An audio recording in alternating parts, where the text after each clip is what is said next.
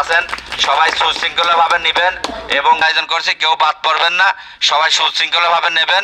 আমি একজন সাইপ্রাস প্রবাসী এবং বিএনপির আপনার হচ্ছে জয়েন্ট সেক্রেটারি ছিলাম পৌর কমিটির। এখন বর্তমানে আমি প্রবাসী এবং ব্যবসায়িক।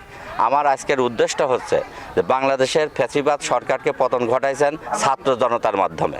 এই ছাত্র জনতা অসংখ্য মায়ের কোল বুক খালি হয়েছে, তাদের রুহের এবং তাদের শহীদের আত্মার মাতৃপাতের উদ্দেশ্য করে এই শীতোত্তরদের মাঝে আমি প্রবাসী হিসাবে নিজস্ব অর্থায়নে এই কম্বলগুলো বিতরণ করতেছি। আল্লাহ তাআলা যাতে কবুল করে।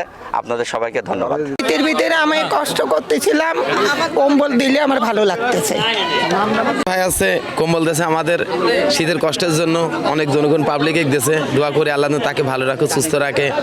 সে উপলক্ষেই সামাদ ভাই পাশেই আছে, আমাদের রিক্সাওয়ালাদের মাঝে, গরিব কাঙ্গাদের মাঝে সবার বিতরণ করছে কম্বল। আল্লাহ তাকে সুস্থ রাখে, ভালো রাখে।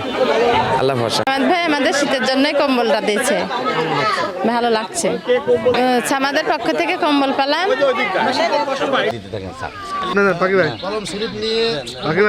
আবেদ মোর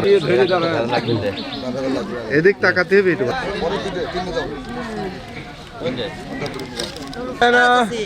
লাইনে আসো, লাইনে আসো।